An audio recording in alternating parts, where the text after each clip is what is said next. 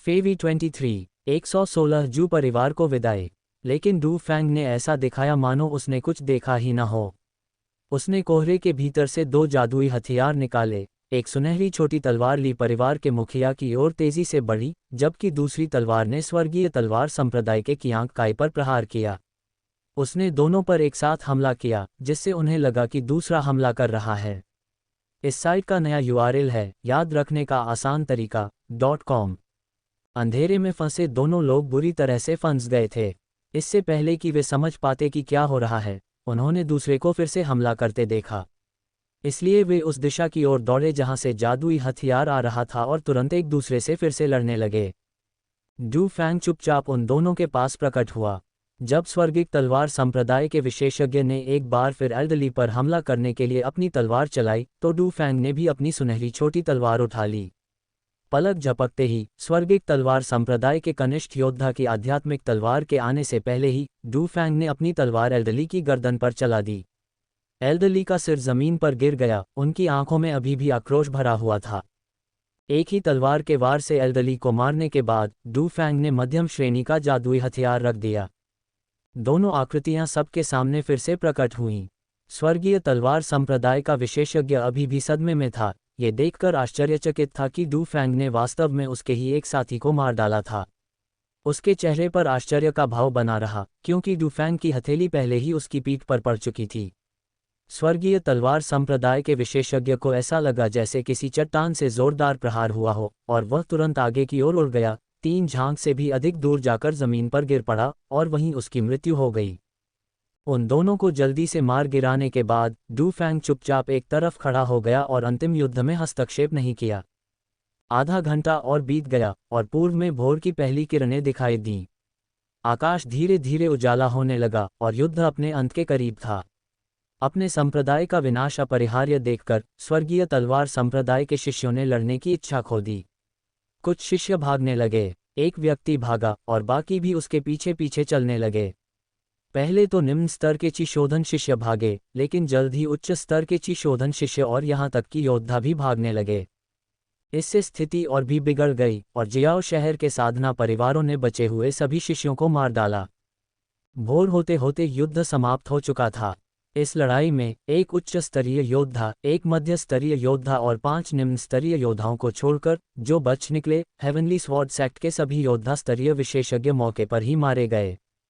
लगभग 800 ची शोधन स्तर के शिष्यों में से लगभग 200 बच निकले, जबकि बाकी तुरंत मारे गए। ये कहा जा सकता है कि हेवनली स्वॉर्ड सेक्ट पूरी तरह से नष्ट हो गया। यदि शेष सेनाएं हेवनली स्वॉर्ड सेक्ट का पुनर्निर्माण भी कर लें, तो भी जियाओ शहर के परिवारों पर इसका कोई प्रभाव नहीं रह जाएगा। जियाओचेंग के 12 परिवारों में से 28 योद्धा स्तरीय विशेषज्ञ हैं। इनमें से केवल 2 उच्च स्तरीय योद्धा बचे हैं, लिन परिवार से लिन लाओगुई और वांग परिवार से एक। लिन लाओगुई भी गंभीर रूप से घायल हैं और अनुमान है कि वे अगले 3 से 5 वर्षों तक जीवित नहीं रह पाएंगे। 4 मध्य स्तरीय योद्धा हैं, लिन यिशान, लिन दाइशान, वांग परिवार के मुखिया और झाओ परिवार के मुखिया। इन चारों को अलग अलग स्तर की चोटें आई हैं, जिनमें झाओ परिवार के मुखिया सबसे गंभीर रूप से घायल हैं। उन्हें पूरी तरह से ठीक होने में कई साल लगेंगे। 9 निम्न स्तरीय योद्धा बचे हैं, लिन परिवार से एक, वांग परिवार से 2, ली परिवार से एक, झाओ परिवार से 2 और जू परिवार से 3। चिशोधन चरण में पहुंचे कुलवासियों की बात करें तो मूल 150 में से लगभग आधे ही बचे हैं। इनमें से लिन, वांग, ली और झाओ के 4 प्रमुख परिवारों को सबसे अधिक नुकसान हुआ है। इन सभी परिवारों के सदस्यों की संख्या मूल संख्या के आधे से भी अधिक हो गई है। जू परिवार को सबसे कम नुकसान हुआ है, जिसके 12 कुलवासियों में से केवल 8 ही बचे हैं। जू परिवार के 5 पुत्रों में से जू जिशुई, जू जितु और 2 अन्य कुलवासियों की मौके पर ही मृत्यु हो गई। बाकी घायल हो गए, लेकिन किसी की भी जान को खतरा नहीं था। युद्ध समाप्त होने के बाद अब केवल स्वर्गीय तलवार संप्रदाय के खजाने को ढूंढना और लूट का बंटवारा करना बाकी था। ये काफी आसान था, जैसा कि स्वर्गीय तलवार संप्रदाय के मूल 4 नायकों में से एक लिन दाइशान भली भांति जानता था। उसने बिना किसी संकोच के प्रत्येक परिवार के मुखियाओं को खजाने तक पहुंचाया। हालांकि इस समय 12 मुखियाओं में से केवल 7 ही बचे थे, लिन, वांग, ली, झाओ, जू, जिन और ओयांग परिवार। अन्य 5 परिवारों के मुखिया मर चुके थे, इसलिए उन्हें अपने अपने परिवारों का अस्थायी रूप से प्रतिनिधित्व करने के लिए एक बुजुर्ग को भेजना पड़ा।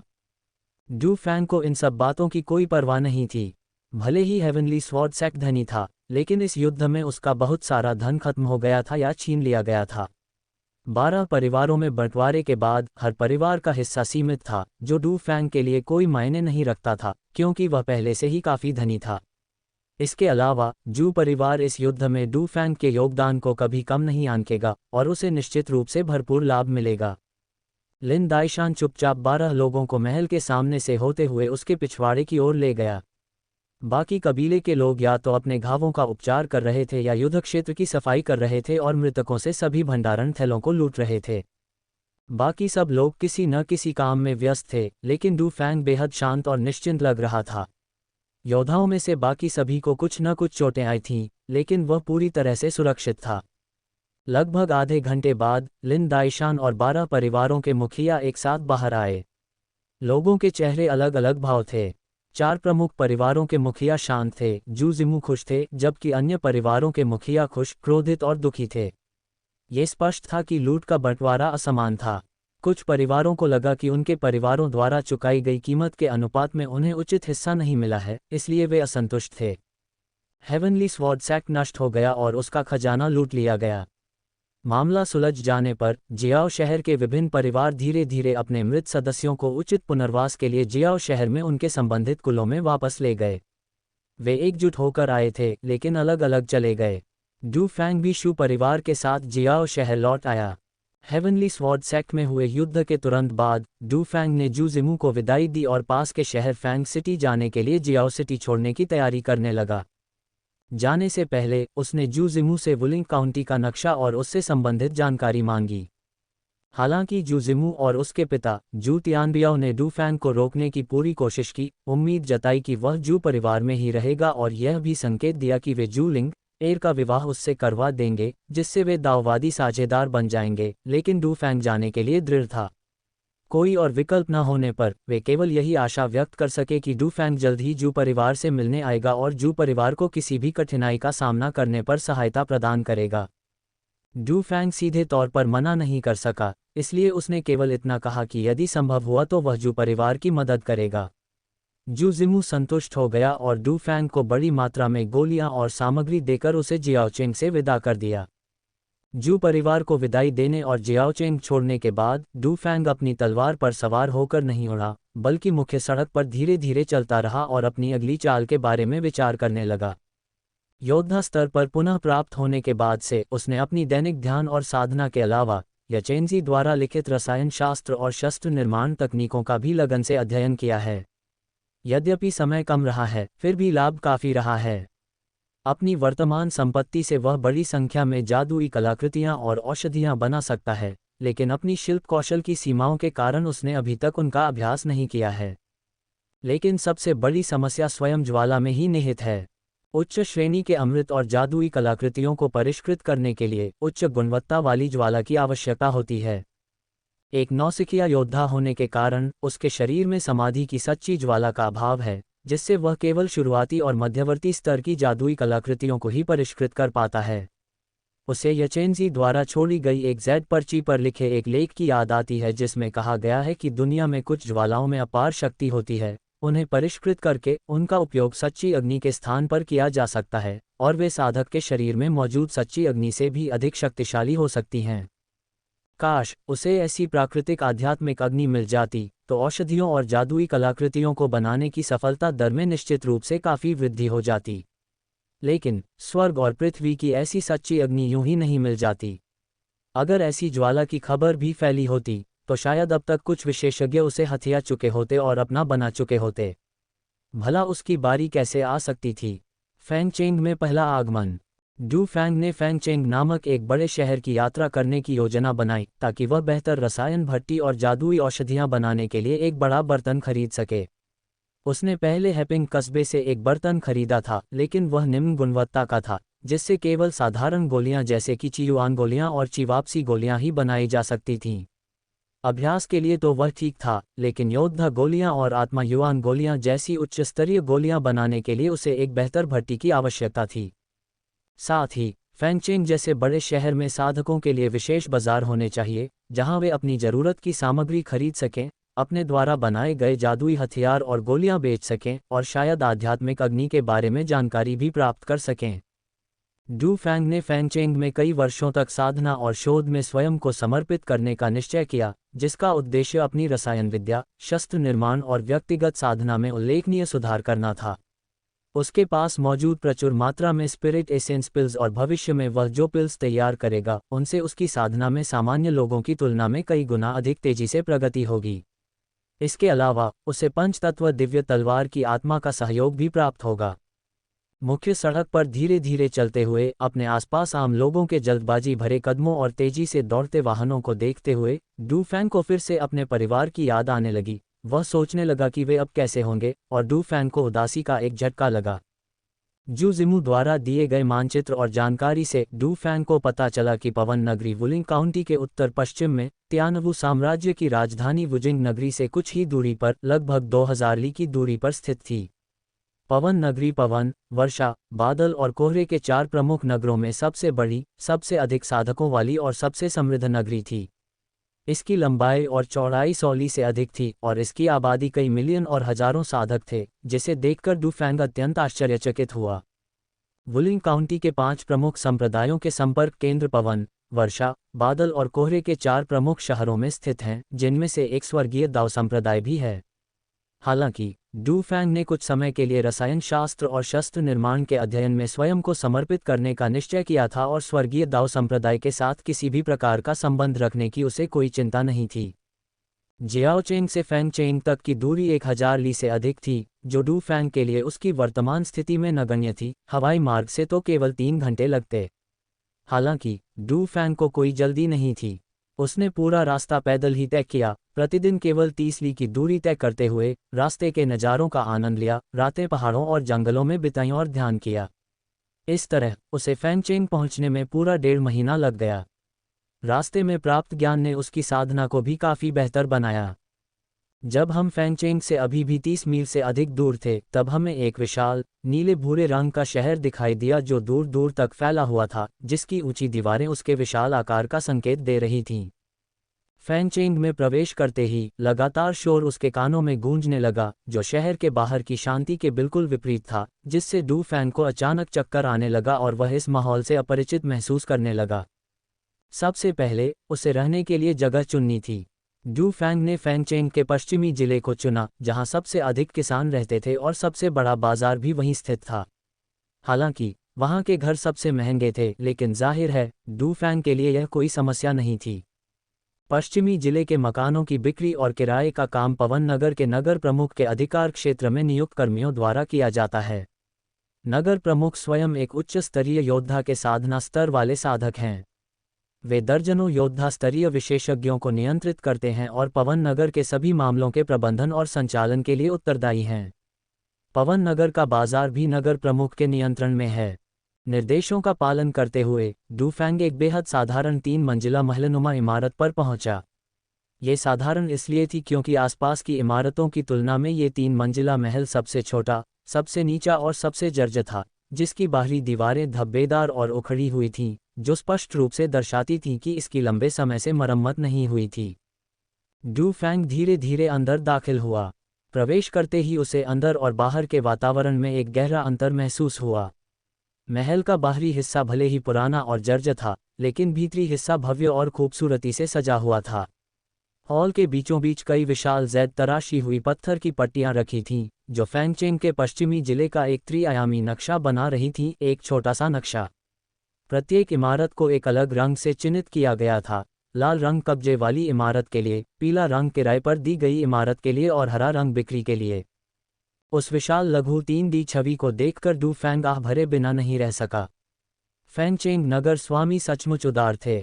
3D छवि पर बने चिन्हों का ध्यानपूर्वक अध्ययन करने के बाद उसने देखा कि उनमें से अधिकांश लाल रंग के थे, कुछ पीले चिन्ह भी थे, जबकि बिक्री के लिए छवि दर्शाने वाले हरे चिन्ह बहुत कम थे। ऐसा लगता है कि इन घरों की बहुत मांग है और कई खरीदार हैं। कीमतें देखकर तो ये चौंकाने वाली हद तक महंगी हैं। सबसे सस्ते घर के लिए 3000 स्पिरिट एसेंस पिल्स की ज़रूरत होती है, जो पूरी रकम एकमुश्त देनी पड़ती है और सिर्फ 50 साल के लिए वैध होती है। 50 साल बाद इसे दोबारा खरीदना पड़ता है। 3000 spirit essence pills 3 lakh QE essence pills के बराबर हैं। क्यूई रिफाइनिंग स्टेज में मौजूद लोगों के लिए यह एक बहुत बड़ी रकम है, जो ज़्यादातर लोगों के लिए नामुमकिन है।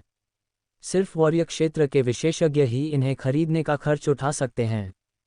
जहां तक घर किराए पर लेने की बात है, सबसे सस्ता विकल्प केवल 3000 क्यूई युआन गोलियां प्रति वर्ष है, एक ऐसी कीमत जो क्यूई शोधन चरण के अधिकांश साधक वहन कर सकते हैं। हालांकि डुफैंग ने साधारण नीले रंग का चोला पहना हुआ था, लेकिन एक योद्धा के रूप में उनकी शक्ति निर्विवाद थी। इसलिए जैसे ही वह अंदर आए, एक अधेड़ उम्र के वेटर ने तुरंत आगे बढ़कर उनका सम्मानपूर्वक अभिवादन किया और पूछा, महामहिम, क्या आप लंबे समय तक रुकने की योजना बना रहे हैं या केवल थोड़े समय के लिए? डुफैंग ने उस आदमी पर एक नज़र डाली और ये देखकर कि उसकी साधना का स्तर केवल 6ठे स्तर का है, उसने उदासीनता से कहा, क्या फर्क पड़ता है?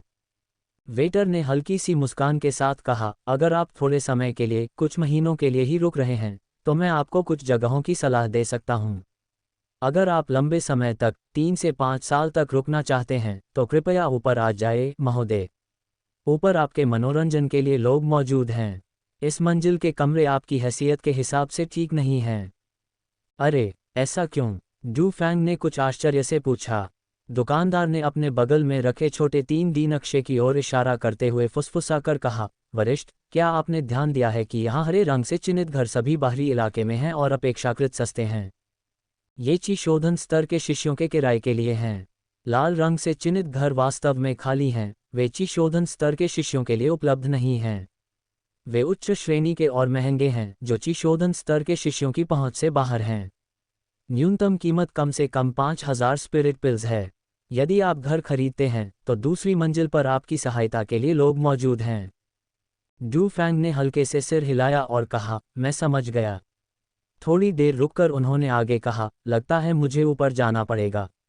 मैं फैंगचेंग में काफ़ी समय तक रुकने की योजना बना रहा हूँ। वेटर ने तुरंत सम्मानपूर्वक झुककर अपने बाएं हाथ से इशारा किया और कहा, कृपया ऊपर आइए, महोदय। वहाँ आपका स्वागत करने के लिए कोई मौजूद होगा। डुफैंग ने अपना पैर उठाया और ऊपर जाने ही वाला था कि उसने जल्दी से उसे नीचे रख दिया। मुड़कर वेटर से पूछा, इस इमारत में 3 मंजिलें हैं। पहली मंजिल ची शोधन स्तर के साधकों के लिए है, दूसरी मंजिल योद्धा स्तर के साधकों के लिए है, और तीसरी मंजिल। क्या वह? वेटर ने हल्की सी मुस्कान के साथ कहा, वरिष्ठ ने सही अनुमान लगाया, तीसरी मंजिल वास्तव में वरिष्ठ जनरल के स्वागत के लिए ही इस्तेमाल की जाती है। डुफैंग ने अपनी भौहें उठाकर पूछा, ओह, क्या इस शहर में बैटल जनरल क्षेत्र के कोई वरिष्ठ योद्धा रहते हैं? दुकानदार ने सिर हिलाया और मुस्कुराते हुए कहा, पूरे वुलिंग जिले में लगभग 1 दर्जन ही युद्ध सेनापति पूर्वज हैं। उनमें से अधिकांश अपने अपने संप्रदायों में छिपकर लगन से साधना कर रहे हैं। वे फैंगचेंग क्यों आएंगे? अगर वे आते भी हैं, तो थोड़े समय के लिए ही रुकेंगे। नगर स्वामी और उनके संबंधित संप्रदाय उनका स्वागत करेंगे। उन्हें यहाँ घर खरीदने की क्या जरूरत है? डुफैंग ने इस बारे में सोचा और सहमति जताते हुए पूछा, तो आप इस तीसरी मंजिल का क्या करने की योजना बना रहे हैं? वेटर हंसते हुए बोला, वरिष्ठ, शायद आपको पता न हो, लेकिन इसे मुखौटा कहते हैं। इस तीसरी परत का इस्तेमाल हम अपने पूर्वज, युद्ध सेनापति का स्वागत करने के लिए कर सकते हैं। एक बार जब ये बात फैल जाएगी, तो भला कौन उनका सम्मान नहीं करेगा? डुफैंग मुस्कुराए बिना नहीं रह सकी, फिर उसने बोलना बंद कर दिया और धीरे धीरे दूसरी मंजिल पर चली गई। एक हवेली खरीदना। दूसरी मंजिल पहली मंजिल से थोड़ी छोटी है और इसकी सजावट उतनी भव्य नहीं है, बल्कि कुछ हद तक सादी दिखती है। हालांकि पहली मंजिल के केंद्र में भी कई बड़े जेड पत्थर प्रदर्शित हैं, साथ ही फैंगचेंग के पश्चिमी जिले का एक नक्शा भी है। इस वेबसाइट का नया URL है, इसे याद रखने का आसान तरीका .com। डुफैंग पत्थर की शिला के पास गया और उसका ध्यानपूर्वक निरीक्षण किया। उसने पाया कि उस पर बने निशान पहली मंजिल पर बने निशानों से भिन्न थे। पहली मंजिल पर हरे निशान मुख्य रूप से किनारों पर फैले हुए थे, जबकि दूसरी मंजिल पर हरे निशान मध्य क्षेत्र के करीब थे और पहली मंजिल की तुलना में उनकी संख्या कम थी। बगल के सभी घरों पर लाल निशान बने हुए थे, जो ये दर्शाते थे कि वे योद्धाओं को बेचने के लिए नहीं थे। इन घरों की कीमतें 5000 से लेकर 50,000 स्पिरिट पिल्स तक हैं। 10,000 स्पिरिट पिल्स से कम कीमत वाले घर छोटे हैं और 5 से 7 लोगों के लिए उपयुक्त हैं, जबकि 50,000 स्पिरिट पिल्स से कम कीमत वाले घर काफ़ी बड़े हैं और उनमें 30 से 50 लोग रह सकते हैं। डू फैंग दूसरी मंजिल पर गया और उसने देखा कि रिसेप्शन पर एक अधेड़ उम्र का जूनियर सैनिक बैठा था।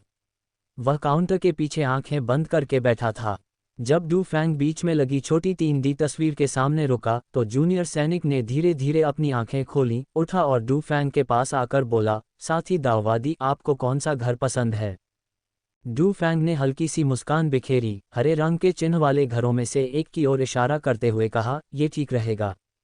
घर बड़ा नहीं है, केवल 5 या 6 लोगों के रहने के लिए उपयुक्त है, और इसकी कीमत 6,000 स्पिरिट पिल्स लिखी हुई है। अधेड़ उम्र के व्यक्ति ने उस घर पर एक नज़र डाली जिसकी ओर डू फैंग ने इशारा किया था और मुस्कुराते हुए कहा, यह घर अच्छा है। यह आसपास के घरों से काफ़ी दूर है, इसलिए ये शांत और एकांत है, जो एकांत ध्यान के लिए उपयुक्त है। डू फैंग ने कहा, मैंने इस जगह को इसकी शांति के कारण ही चुना। अधेड़ उम्र के व्यक्ति ने पूछा, साथी दाववादी, क्या आप अकेले यात्रा कर रहे हैं? क्या आपको कुछ नौकरों की आवश्यकता है? डू फैंग ने सिर हिलाते हुए कहा, मैं किसी और को पसंद करूंगा। ठीक है। अधेड़ उम्र के साधक ने सिर हिलाया, अपना दाहिना हाथ पलटा और उनके हाथ में एक काली लकड़ी की पट्टिका प्रकट हुई। पट्टिका पर 23,012 लिखा हुआ था। फिर उन्होंने कहा, यह घर का प्रवेश टिकट है। इस पर घर का नंबर लिखा है। 1 से शुरू होने वाली संख्या का अर्थ है कि यह चिशोधन स्तर के साधकों के लिए है, और 2 से शुरू होने वाली संख्या का अर्थ है कि यह योद्धा स्तर के साधकों के लिए है। ये देखकर डू फैंग ने अपने दाहिने हाथ से अपनी कमर तक पहुंचकर एक थैला निकाला और उसमें से 60 स्पिरिट एसेंस पिल्स की बोतलें निकालीं। उसने उन्हें अधेड़ उम्र के व्यक्ति को सौंपते हुए कहा, इसके अंदर 6,000 स्पिरिट एसेंस पिल्स हैं। कृपया इन्हें ध्यान से गिन लें। अधेड़ उम्र के उस व्यक्ति ने अपनी आध्यात्मिक शक्ति से संख्या का अवलोकन किया, पुष्टि की कि वह सही है, सिर हिलाया और मुस्कुराते हुए कहा, बुरा नहीं है। ये रहा टोकन। अपनी आध्यात्मिक शक्ति का उपयोग करके इस पर अपनी छाप अंकित करो और फिर इसका उपयोग करो। इसके बाद उसने काले रंग का लकड़ी का टोकन डू फैंग को सौंप दिया। डू फैंग ने टोकन उठाया और अपनी आध्यात्मिक चेतना उसमें समाहित कर ली। पल भर में उसके मन में सूचनाओं का सैलाब उमड़ पड़ा और उसी समय डू फैंग की आध्यात्मिक चेतना टोकन पर अंकित हो गई। फिर उसने टोकन को अपने थैले में रखा और नीचे की ओर चलने लगा। घर से निकलने के बाद डू फैंग टोकन द्वारा दर्शाए गए नक्शे का अनुसरण करते हुए दक्षिण की ओर चल पड़ा। उसने अभी अभी टोकन में अपनी आध्यात्मिक शक्ति का संचार किया था और घर के बारे में बुनियादी जानकारी प्राप्त की थी, जैसे कि यह घर 100 वर्ष पहले बनाया गया था, डू फैंग से पहले एक मध्यम स्तर के योद्धा द्वारा खरीदा गया था और 20 वर्ष तक वहां रहने के बाद बेच दिया गया था। टोकन में घर के भीतर विभिन्न संरचनाओं के उपयोग और प्रतिबंधों के बारे में भी जानकारी थी। डू फैंग द्वारा खरीदा गया घर एक अलग आंगन वाला परिसर है जिसमें 2 इमारतें हैं, दोनों 3 मंजिला ऊंची हैं, जो पश्चिमी जिले के मध्य दक्षिणी भाग में अगल बगल स्थित हैं। तीसरी मंजिल से निकलने के बाद डू फैंग लगभग 3 ली दक्षिण की ओर, फिर 5 ली पश्चिम की ओर चलकर उस स्थान पर पहुंच गया जहां उसने घर खरीदा था। घर का मुख दक्षिण की ओर और पिछला भाग उत्तर की ओर था, जिसकी लंबाई पूर्व से पश्चिम तक लगभग 30 झांग और चौड़ाई उत्तर से दक्षिण तक 20 झांग थी, और यह चारों ओर से ऊंची दीवारों से घिरा हुआ था। ठीक सामने लगभग 3 झांग चौड़ा एक रास्ता था जिसके दोनों ओर ऊंचे घने पेड़ थे, और उसके पीछे लगभग 20 झांग चौड़ी एक छोटी नदी बह रही थी। हालांकि उन्हें लघु 3D मानचित्र से घर के विशिष्ट वातावरण का पहले से ही ज्ञान था, फिर भी इसे स्वयं देखने के बाद डू फैंग बहुत संतुष्ट हुए। यहाँ का वातावरण शांत और एकांतपूर्ण था, जो एकांत साधना और शोध के लिए एकदम उपयुक्त था। जैसे ही वे द्वार के पास पहुंचे, घनी वास्तविक ऊर्जा का एक प्रस्फुटन फूट पड़ा, जिससे तुरंत ही एक नीले रंग का जादुई घेरा बन गया जिसने पूरे घर को घेर लिया। डू फैंग मुस्कुराया और सिर हिलाते हुए अपने वस्त्रों से एक काला प्रतीक चिन्ह निकाला। उसने अपनी वास्तविक ऊर्जा को उसमें प्रवाहित किया और प्रतीक चिन्ह से एक नीली रोशनी निकली जो जादुई घेरे में प्रवेश कर गई। फिर नीले जादुई घेरे पर आध्यात्मिक प्रकाश का एक विस्फोट हुआ, जिससे डू फैंग के सामने एक संकरा द्वार बन गया जो केवल एक व्यक्ति के गुजरने के लिए पर्याप्त चौड़ा था। डू फैंग की आकृति पलक झपकते ही उसमें प्रवेश कर गई और वह खाई तुरंत गायब हो गई और पूरी जादुई सरणी धीरे धीरे पारदर्शी हो गई। आपके सामने 2 थोड़ी भिन्न 3 मंजिला इमारतें हैं, जिनमें एकमात्र अंतर बाईं ओर वाली इमारत का रंग और आकार है। बाईं ओर वाले घर में प्रवेश करने पर पहली मंजिल पर एक विशाल बैठक कक्ष है, दूसरी मंजिल 3 कमरों में विभाजित है और तीसरी मंजिल पर केवल 2 कमरे हैं। दाईं ओर स्थित घर की पहली मंजिल पर 2 भाग हैं, एक रसायन विद्या के लिए और दूसरा हथियार बनाने के लिए। दूसरी और तीसरी मंजिल का उपयोग औषधियों, जादुई कलाकृतियों और शिल्पकारी के लिए कच्चे माल के भंडारण के लिए किया जाता है। पूरे घर का लेआउट देखने के बाद डू फैंग बहुत संतुष्ट हुआ।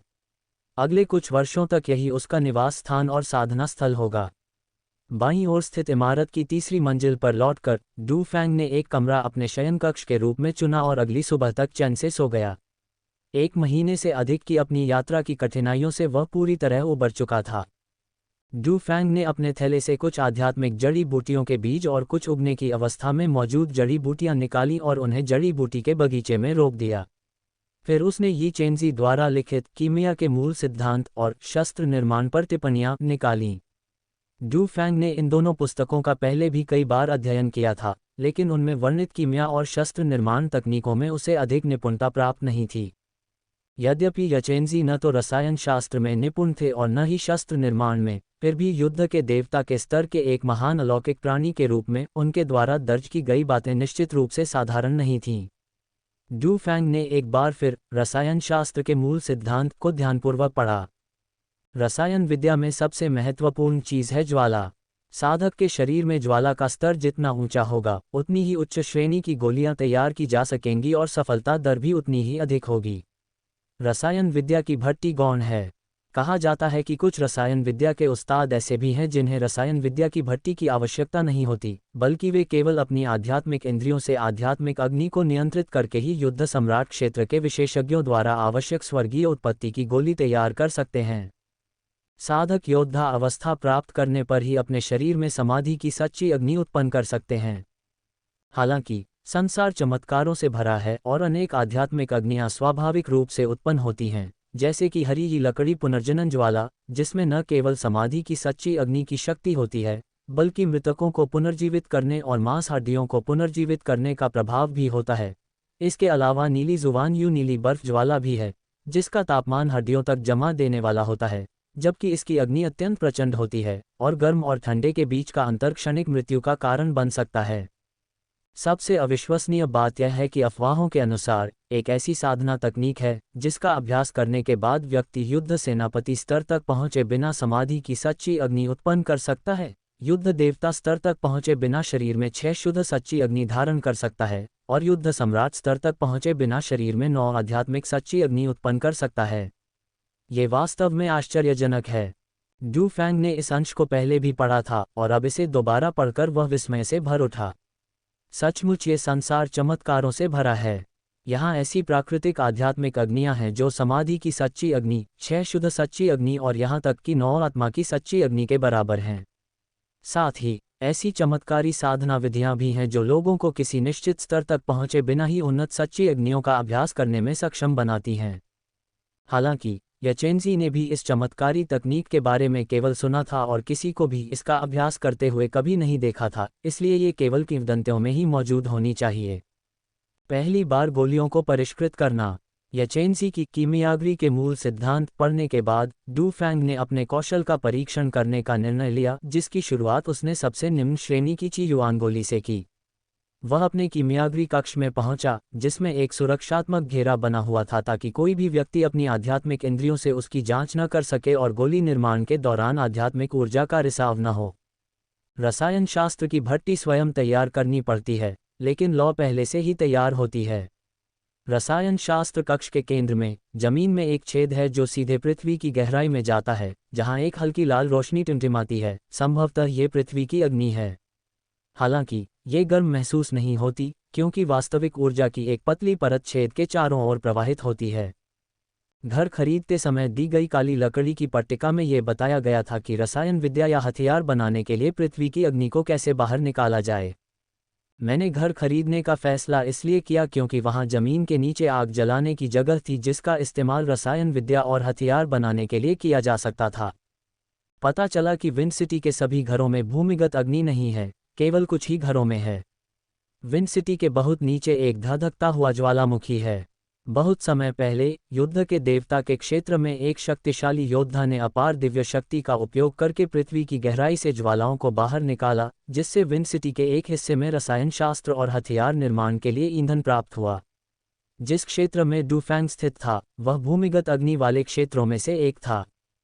सामान्यतः पृथ्वी की अग्नि को सीलबंद रखा जाता है। आवश्यकता पड़ने पर पतली परत की सील को खोलने के लिए बस मंत्र का जाप करें। डुफैंग ने क्यूई युआन गोलियां बनाने के लिए तैयार की गई सभी सामग्री अपने थैले से निकाली और उन्हें 10 भागों में बांट दिया। चूंकि यह उनका पहली बार गोलियां बनाने का अनुभव था, इसलिए उन्हें सफलता दर का अंदाजा नहीं था, इसीलिए उन्होंने इस प्रक्रिया को कई चरणों में पूरा किया।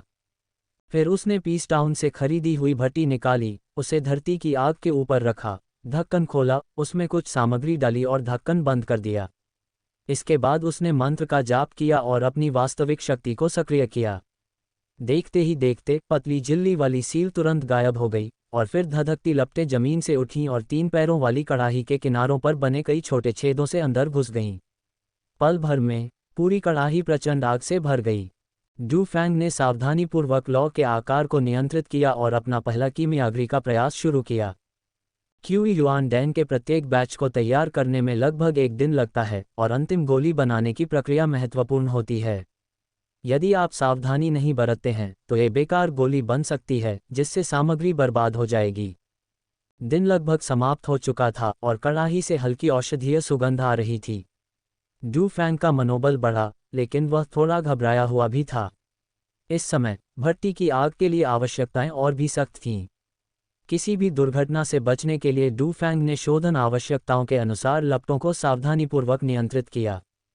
हालांकि गोली बनने ही वाली थी कि अचानक आग तेज हो गई और फिर सामान्य हो गई।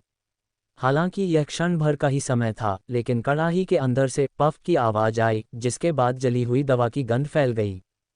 डुफैंग का दिल बैठ गया। वह जानता था कि वह असफल हो गया है। उसने आखिरी क्षण में असफल होने की उम्मीद नहीं की थी। गोली लगभग तैयार थी, लेकिन निर्णायक क्षण में पृथ्वी की अग्नि में अचानक परिवर्तन के कारण यह असफल हो गई। कड़ाही से अवशेष साफ करने के बाद डुफैंग ने उसमें सामग्री का एक और बैच डाला और गोली को परिष्कृत करने का दूसरा प्रयास शुरू करने की तैयारी की। एक और दिन बीत गया और जब गोली लगभग तैयार होने वाली थी तो डुफैंग ने पृथ्वी की अग्नि को ध्यान से देखा, उसके तापमान को सावधानीपूर्वक महसूस किया और किसी और असामान्य परिवर्तन के डर से सतर्क रहा।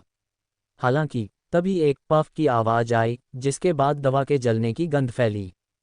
डुफैंग हैरान था। पृथ्वी की अग्नि से कोई असामान्य परिवर्तन नहीं हुआ था, तो इस विफलता का कारण क्या था? उसने अवशेषों को फिर से साफ किया, लेकिन कड़ाही में सामग्री का तीसरा बैच डालने के बजाय उसने ध्यानपूर्वक सामग्रियों का अध्ययन किया, उन्हें क्यूई युआन गोलियों के निर्माण की आवश्यकताओं के अनुसार जांचा और यह सुनिश्चित किया कि विभिन्न सामग्रियों का अनुपात सही है। लेकिन कोई त्रुटि नहीं थी।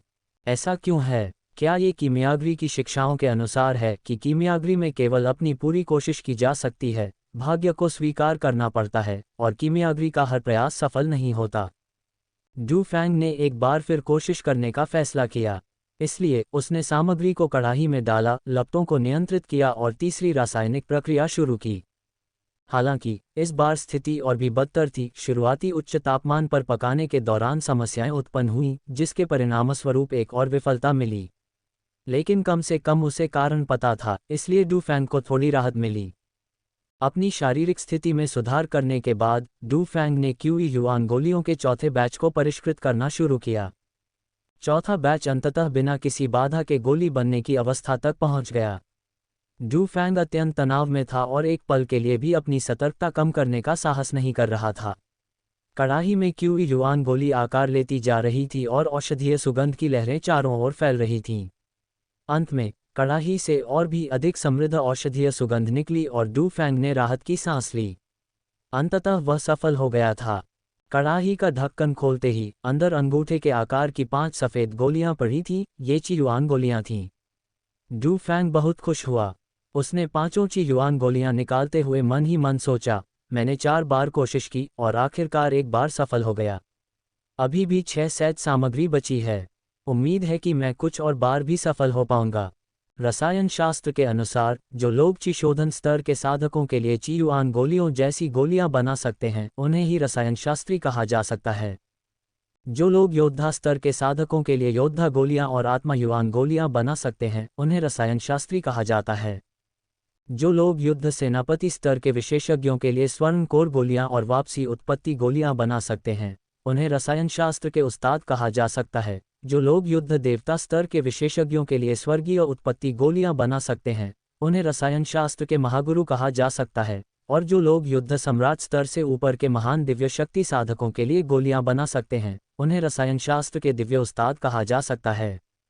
धार्मिक समुदायों में एक कुशल रसायनज्ञ की पहले से ही बहुत मांग और सम्मान होता है। आखिरकार त्यानवु साम्राज्य जैसे छोटे देश में योद्धा स्तर से ऊपर के विशेषज्ञ दुर्लभ हैं, चिशोधन स्तर और योद्धा स्तर के शिष्य अधिक आम हैं। इसलिए चिसार गोलियां, योद्धा गोलियां और आत्मासार गोलियां जैसी गोलियों की बहुत मांग है। बेशक रसायनशास्त्री और रसायनशास्त्र के उस्ताद जैसी क्षमताओं में भी अंतर होता है। आखिरकार कुछ रसायनशास्त्रियों की सफलता दर केवल 50% होती है जबकि अन्य की 70% तक होती है। सफलता दर में हर 10% की वृद्धि से कई आध्यात्मिक जड़ी बूटियों की खपत कम हो सकती है जिससे उस्ताद के काफ़ी खर्च बच जाते हैं। चूंकि यह पहली बार था जब डू फैंग गोलियां बना रहा था इसलिए उसकी सफलता दर थोड़ी कम होना स्वाभाविक था। उसने 5 ची युआन गोलियों को सावधानीपूर्वक एक तरफ रख दिया, सामग्री का 5वां बैच निकाला, उसे कड़ाही में डाला, मन को शांत किया और ची युआन गोलियों का 5वां बैच बनाने के लिए ज्वाला को नियंत्रित किया। 15 दिन बाद डू फैंग ने सभी 10 सेट सामग्री का उपयोग कर लिया था और केवल 4 बैच क्यूई युआन गोलियां ही बना पाया था, कुल मिलाकर 20 गोलियां। चूंकि यह पहली बार था जब उसने गोलियां बनाई थीं इसलिए ये परिणाम काफ़ी अच्छा माना गया। ऐसा लग रहा था कि गोलियां बनाने में उसकी प्रतिभा ठीक ठाक थी, वह सोच रहा था कि हथियार बनाने में उसकी प्रतिभा कैसी रहेगी। डू फैंग मन ही मन सोच रहा था। पृथ्वी अग्नि को पुनः सील करने के बाद डू फैंग ने दरवाजा खोला और बाहर चला गया। गोली का पहला परीक्षण पूरा हो गया था। अब उसे पुस्तक में दिए गए सिद्धांतों की पुनः समीक्षा करनी थी, उन्हें सत्यापित करना था और उनमें सुधार करना था।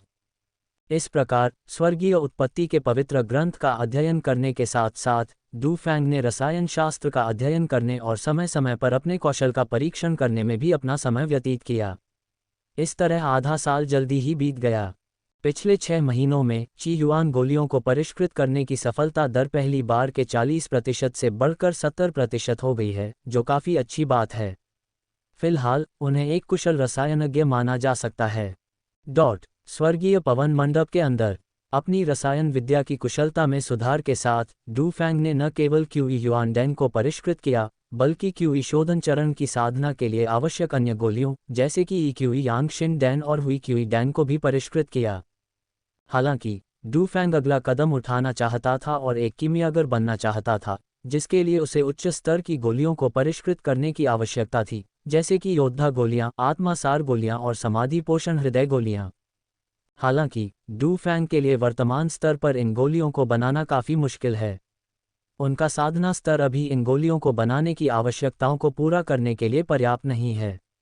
मूल रूप से इन गोलियों को बनाने की शर्त ये थी कि रसायनज्ञ को स्वयं एक मध्यवर्ती योद्धा के साधना स्तर तक पहुंचना होता था और सफलता दर बहुत अधिक नहीं थी। सामान्यतः केवल उन्नत योद्धा रसायनज्ञों की ही सफलता दर अधिक होती थी। इसलिए डू फैंग ने एक ऐसी सरल गोली खोजने का फैसला किया जिसे वह भी बना सके। उसने एक बार फिर कीमिया के मूल सिद्धांत में दर्ज जानकारी में खुद को लीन कर लिया। काफ़ी देर बाद डू फैंग ने राहत की सांस ली और पढ़ने से अपने विचारों को वापस पटरी पर लाया। किताब में योद्धाओं के लिए उपयुक्त एक अन्य गोली, जिसे पेरिला स्पिरिट पिल कहा जाता है, बनाने की विधि का वर्णन था। ये साधक के शरीर को सुधार सकती थी और शारीरिक शक्ति बढ़ा सकती थी। डू फैंग के पास इसे बनाने के लिए लगभग सभी आवश्यक सामग्रियां थीं, सिवाय 3 के जो उसके पास नहीं थीं। उसे उन्हें बाजार से खरीदना होगा, लेकिन सौभाग्य से ये तीनों सामग्रियां विशेष रूप से दुर्लभ नहीं थीं और वहां मिल जानी चाहिए थीं। डू फैंग उठा और कमरे से बाहर निकल गया। मुख्य द्वार से बाहर निकलने के बाद वह बाईं ओर मुड़ा और फैंगचेंग के बाजार कस्बे की ओर चल पड़ा। बाजार कस्बा डू फैंग के घर से लगभग 10 मील दूर था। डू फैंग ने अपनी वास्तविक ऊर्जा का संचार किया और तुरंत वहां उड़ गया। कुछ ही समय में वह बाजार कस्बे में पहुंच गया। डू फैंग रुका और धीरे धीरे सड़क पर चलते हुए बाजार कस्बे का अवलोकन करने लगा। सड़कों पर खेती करने वालों की दुकानें कतारों में लगी हुई थीं, जिन पर तरह तरह के चिन्ह लगे हुए थे। कुछ दुकानों में औषधियाँ बिक रही थीं, कुछ में जादुई वस्तुएं, कुछ में तरह तरह की सामग्रियाँ, कुछ में साधना से संबंधित विभिन्न नियमावली और कुछ में रसायन शास्त्र एवं कलाकृतियाँ बनाने की सेवाएं भी उपलब्ध थीं। विविधता देखकर मन चकित रह गया। डू फैंग एक भव्य दिखने वाली दुकान में दाखिल हुआ। दुकान का नाम तियानफैंग पवेलियन था। अंदर जाते ही पता चला कि यह वाकई विशाल थी, जिसमें कई ठेले लगे हुए थे।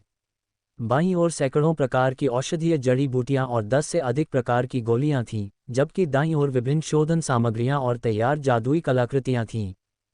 दुकान में पहले से ही 1 दर्जन से अधिक साधक मोलभाव कर रहे थे, लेकिन डू फैंग ने उन पर नजर डाली और पाया कि वे सभी चिशोधन स्तर के साधक थे, उनमें से कोई भी योद्धा स्तर से ऊपर नहीं था। इसी समय लगभग 50 वर्ष का एक बुजुर्ग व्यक्ति आया, मुस्कुराया और झुककर बोला, हमारे स्टोर में आपका स्वागत है, महोदय। हम हर प्रकार के औषधियाँ, औषधीय जड़ी बूटियाँ, जादुई वस्तुएं और अयस्क बेचते हैं। आपकी हर ज़रूरत का सामान यहाँ उपलब्ध है। इस व्यक्ति का चिशोधन का अभ्यास केवल 7वें स्तर का था। डू फैंग ने धीरे से ओह कहा और बोला, आपके पास सब कुछ है, लेकिन मुझे यहाँ केवल ये कुछ ही प्रकार क्यों दिखाई दे रहे हैं? बूढ़े व्यक्ति ने मुस्कुराते हुए कहा, आपके प्रश्न के उत्तर में, महोदय, इस तल पर चिशोधन के चरण में आवश्यक जादुई हथियारों के लिए गोलियां और कच्चा माल मिलता है। यदि आपको योद्धा स्तर के विशेषज्ञों को तैयार करने के लिए अमृत, औषधियां या जादुई हथियार चाहिए, तो आप दूसरे तल पर जा सकते हैं। डू फैंग का दिल जोर से धड़कने लगा और उसने पूछा, तो तीसरी मंजिल पर बैटल जनरल क्षेत्र के विशेषज्ञों द्वारा आवश्यक सभी प्रकार के अमृत बेचे जाते हैं? बूढ़े आदमी ने सिर हिलाया और गर्व से कहा, बिल्कुल सही। सीधे शब्दों में कहें तो इस फैंगचेंग में अगर हमारी दुकान में भी कुछ खास औषधीय जड़ी बूटियां या अयस्क नहीं मिलते तो शायद दूसरी दुकानों में भी नहीं मिलेंगे। हमारी दुकान नगर स्वामी के महल द्वारा संचालित है और हमारे पास कच्चे माल के कई स्रोत हैं, इसलिए स्वाभाविक रूप से फैंगचेंग में कच्चे माल का सबसे समृद्ध स्रोत हम ही हैं। पता चला कि तियानफैंग मंडप फैंगचेंग नगर के स्वामी के महल का हिस्सा था, जिसका एक मजबूत इतिहास था, इसलिए विभिन्न औषधीय जड़ी बूटियों और अयस्कों के स्रोत के बारे में चिंता करने की कोई आवश्यकता नहीं थी। डू फैंग ने सिर हिलाया और दूसरी मंजिल की ओर चल पड़ा। बूढ़े व्यक्ति ने आदरपूर्वक प्रणाम किया और फिर अन्य मेहमानों की सेवा करने के लिए चले गए। जैसे ही डू फैंग ऊपर गया, नीचे मौजूद क्यूई रिफाइनिंग क्षेत्र के साधकों ने इस बारे में चर्चा शुरू कर दी। ये कौन है? इतनी कम उम्र में तो यह एक नौसिखिया योद्धा है। ये किस संप्रदाय या शक्तिशाली परिवार से संबंध रखता है? इस व्यक्ति में साधना की अद्भुत प्रतिभा है। देखने में ये केवल 20 वर्ष का लगता है, फिर भी यह अभी एक नौसिखिया योद्धा है। संभवतः भविष्य में यह एक योद्धा सेनापति के स्तर तक पहुंच जाएगा। परिवार और संप्रदाय का संरक्षण होना फिर भी बेहतर है। मुझ जैसे बागी साधक के लिए योद्धा क्षेत्र में उन्नति करना इतना आसान नहीं है। गपशप करना बंद करो। वरिष्ठ योद्धाओं से संबंधित मामलों में दखल देना हमारा काम नहीं है। चलो इसके बजाय इस औषधीय जड़ी बूटी को देखते हैं। क्या तुम इसे नहीं चाहते थे, भाई किन? इसलिए समूह ने तुरंत विषय बदल दिया और औषधीय जड़ी बूटियों पर चर्चा करने लगे। हालांकि डू फैंग ने ये चर्चाएं नहीं सुनी, वह पहले ही ऊपर दूसरी मंजिल पर जा चुका था। दूसरी मंजिल भी पहली मंजिल की तरह ही सजी धजी थी, लेकिन उतनी चहल पहल नहीं थी। दूसरी मंजिल पर केवल 4 साधक थे, जिनमें से एक लगभग 60 वर्ष का लंबा चेहरा लिए मध्यम स्तर के योद्धा के स्तर का बूढ़ा व्यक्ति था। उसने दुकानदार के कपड़े पहने थे और उसके चेहरे पर हल्की सी मुस्कान थी। स्पष्ट रूप से वही दूसरी मंजिल का प्रभारी था। बाकी 3 साधक थे जो सामग्री खरीदने आए थे और उस बूढ़े आदमी से मोलभाव कर रहे थे। जब ऊपर बैठे चारों लोगों ने डू फैंग को ऊपर आते देखा तो उन्होंने बहस बंद कर दी और उसकी ओर देखने लगे। इतने कम उम्र के नौसिखिया योद्धा को देखकर वे थोड़े हैरान थे। बूढ़े आदमी ने डू फैंग को देखकर हल्की सी मुस्कान दी, जबकि बाकी तीनों ने अपना सिर दूसरी ओर घुमा लिया और उसे अनदेखा कर दिया। डू फैंग को कोई आपत्ति नहीं थी और उसने धीरे धीरे बाईं ओर काउंटर पर रखी हुई आध्यात्मिक जड़ी बूटियों को देखा। वे वाकई पहली मंजिल पर रखी जड़ी बूटियों से कहीं अधिक कीमती थीं। ये सभी योद्धा गोलियां, आत्मासार गोलियां और अन्य गोलियां बनाने के लिए आवश्यक सामग्रियां थीं, और इनमें से कुछ तो उच्च श्रेणी की भी थीं। बिक्री के लिए उपलब्ध तैयार गोलियों में योद्धा गोलियां और आत्मासार गोलियां जैसी कई कीमती गोलियां भी शामिल थीं। पेरिला एलिक्जिर बनाने के लिए आवश्यक विभिन्न औषधीय जड़ी बूटियां उपलब्ध थीं। हालांकि डू फैंग को 3 आवश्यक औषधीय जड़ी बूटियों में से केवल 2 की ही आवश्यकता थी, और उसके पास 9 लीफ गैनोडर्मा नामक औषधीय जड़ी बूटी की कमी थी। डू फैंग ने लंबे चेहरे वाले बूढ़े व्यक्ति के पास जाकर कहा, मुझे ड्रैगन फ्रूट और गोल्डन फ्लेम ग्रास चाहिए। साथ ही, क्या आपके प्रतिष्ठित प्रतिष्ठान में 9 पत्ती वाला मशरूम मिलता है? ये सुनकर उसके बगल में खड़े तीनों योद्धाओं के चेहरे के भाव बदल गए। डू फैंग थोड़ा हैरान हुआ और उसने भौहें सिकुड़ीं। लंबे चेहरे वाले बूढ़े व्यक्ति ने हल्की मुस्कान के साथ कहा, मेरे पास 9 पत्ती गनोडर्मा है, लेकिन अब सिर्फ एक ही बची है। छोटे भाई, तुम इसकी क्या कीमत देने को तैयार हो? जैसे ही डू फैंग बोलने ही वाला था, तीनों साधकों में से एक बुजुर्ग ने धीमी आवाज में कहा, संप्रदाय के गुरुजू, हमें सबसे पहले 9 पत्ती गनोडर्मा चाहिए। ये व्यक्ति काले वस्त्र पहने हुए था, उसका रंग हल्का पीला था और माथे पर एक काला तिल था जो तीसरी आंख जैसा दिखता था। वह भी एक मध्यम स्तर का योद्धा था। डू फैंग थोड़ा चौंक गया, लेकिन फिर उसे समझ आ गया कि क्या हो रहा है। इन तीनों को लगता होगा कि डैन पवेलियन की कीमत बहुत ज्यादा है और वे मोलभाव करने की कोशिश कर रहे हैं। उसने हल्की सी मुस्कान के साथ कहा, आपके आदरणीय पवेलियन में इस 9 पत्ती वाले गैनोडर्मा की कीमत कितनी है? लंबे चेहरे वाले अधेड़ उम्र के व्यक्ति, जिन्हें पवेलियन मास्टर जू के नाम से जाना जाता था, ने गर्मजोशी से मुस्कुराते हुए कहा, ये 9 पत्ती वाला गैनोडर्मा 30 साल पुराना है और इसमें असाधारण औषधीय गुण हैं। इसके अलावा, इसकी खेती करना आसान नहीं है। इसकी कीमत 500 स्पिरिट युआन गोलियां है। उन्होंने अपना दाहिना हाथ आगे बढ़ाया और 5 उंगलियां उठाईं। डू फैंग ने हल्के से सिर हिलाया और कहा, यह कीमत उचित है, मैं इसे खरीद लूंगा। भौहों के बीच काले तिल वाले उस आदमी ने गुस्से से कहा, मेरे दोनों भाई और मैं यह औषधि लेंगे। इससे तुम्हारा कोई लेना देना नहीं है, बदमाश। अगर तुम्हें अपनी भलाई चाहिए तो यहाँ से निकल जाओ। डू फैंग ने बूढ़े आदमी पर एक नज़र डाली, फिर मंडप के स्वामी जू की ओर मुड़कर पूछा, क्या आपके मंडप में ये दवा बिक चुकी है? पवेलियन मास्टर जू ने मुस्कुराते हुए कहा, यह अभी तक बिका नहीं है, लेकिन चूंकि आप दोनों इसे चाहते हैं और 9 पत्ती वाला गैनोडर्मा केवल एक ही है, इसलिए मैं मुश्किल में पड़ गया हूँ। कैसा रहेगा अगर हम अपने नियमों के अनुसार सबसे ज्यादा बोली लगाने वाले को ही मिले? आप दोनों क्या कहते हैं? पवेलियन मास्टर जू बहुत खुश हुए, इस बार उन्हें अच्छा मुनाफा होने वाला था। हालांकि डू फैंग जानता था कि औषधि बाजार जानबूझकर अधिक धन कमाने के लिए ऐसा कर रहा है, फिर भी 9 पत्ती गनोडर्मा उसके लिए बहुत महत्वपूर्ण थी और वह इस बार इसे प्राप्त करने के लिए दृढ़ संकल्पित था। इसके अलावा, उसके पास पर्याप्त मात्रा में आध्यात्मिक सार की गोलियां थीं। वह न केवल 500 बल्कि 5000 गोलियां भी खरीद सकता था, इसलिए उसे कोई परवाह नहीं थी। डू फैंग ने हल्की सी मुस्कान दी और चुप रहा। दोस्तों, अगर आपको यह कहानी पसंद आई है तो इसकी आगे की कड़ियां हमारे टेलीग्राम चैनल पर सुन सकते हैं। गोल्डन मेंबरशिप, सिर्फ ₹149 में इस कहानी के अगले 100 एपिसोड का आनंद लें। अगर आप इस कहानी के सभी एपिसोड सुनना चाहते हैं तो सिर्फ ₹299 में इस पूरी कहानी का पूरा एक्सेस प्राप्त करें। टेलीग्राम लिंक और गोल्डन मेंबरशिप की जानकारी आपको डिस्क्रिप्शन और पिन किए गए कमेंट में मिल जाएगी। आपके प्यार और सहयोग के लिए दिल से धन्यवाद।